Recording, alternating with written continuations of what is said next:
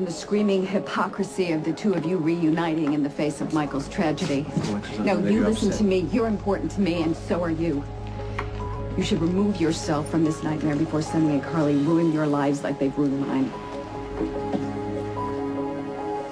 Clearly, you two are on your way to forgiving each other for what happened to Michael, and are on your way to destroying someone else.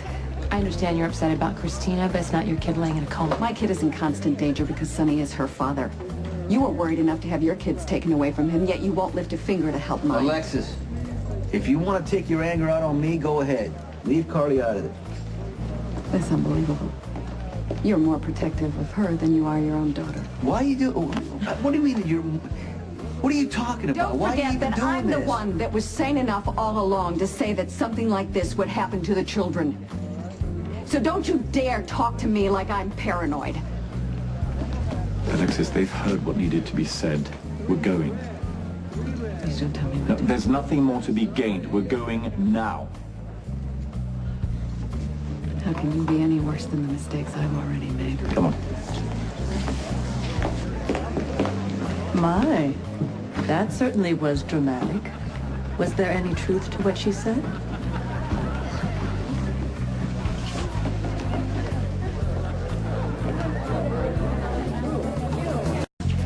Complicated situation, but the woman who just left is kind of my ex-wife. She was very upset. Yes, she was. She probably picked the wrong time to air her grievances. It certainly livened up the evening. It is getting late. Perhaps we should find out the details of the Crimson preview in the next issue of Couture. Yes, those details. Why don't we go back to the office? But what about your wife? And your boyfriend? Should we bring them along? Sonny will give Carly a ride home. Then lead the way.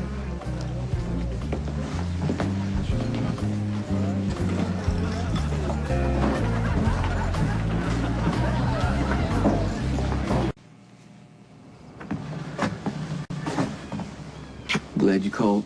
No, it's either that or obsess over what Alexis said tonight. Well, you know, Alexis is in a lot of pain. She's You know, in a lot of pain, I know. She wants to protect Christina from me because I'm such a monster. But if she had to do it all over again, she would. You know why? Because we love that little girl. I realize that. Yeah, well, I mean, she brings us so much joy. But that's what Alexis keeps leaving out. Well, she's scared, Sonny. She's looking back at a lot of regrets. She got involved with you, despite all the warnings that you and Carly would always be tied. No matter how much you and Carly say it, you're not really ever over. Are we still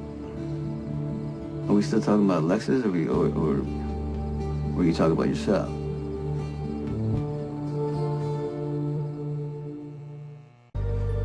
And the truth is, you and Carly will always be a part of each other's lives. Maybe that's true. But you're the one that I love.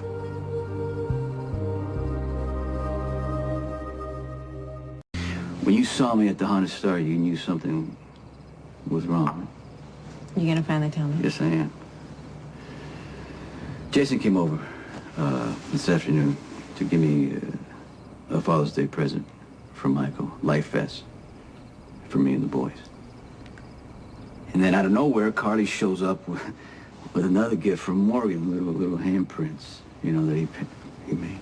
Oh, Sonny. So here I am, standing in my living room with two gifts from my boys that are gone from my life. So, I gotta tell you, I felt like a bottomless pit was just gonna open up and I was gonna be swallowed in. And I wish you had called me. You know, I thought about calling you, and then I thought, you know what, I'm not gonna, I don't know. I mean, you do make me feel better all the time.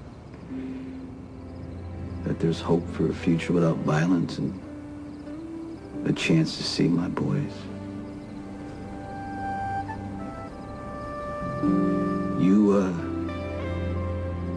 You make me believe I can have a life. You make me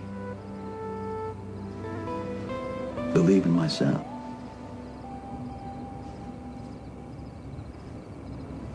And I don't know if that's selfish or what, but I love you for that. I do believe in you, Sonny, and I do believe that we can have a wonderful life together.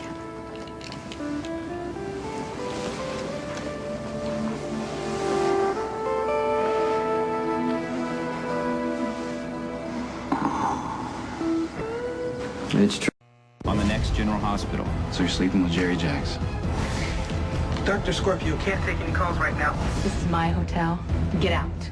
Now! Will you please do something with your wife? Watch weekdays on ABC, weeknights on SilkNet.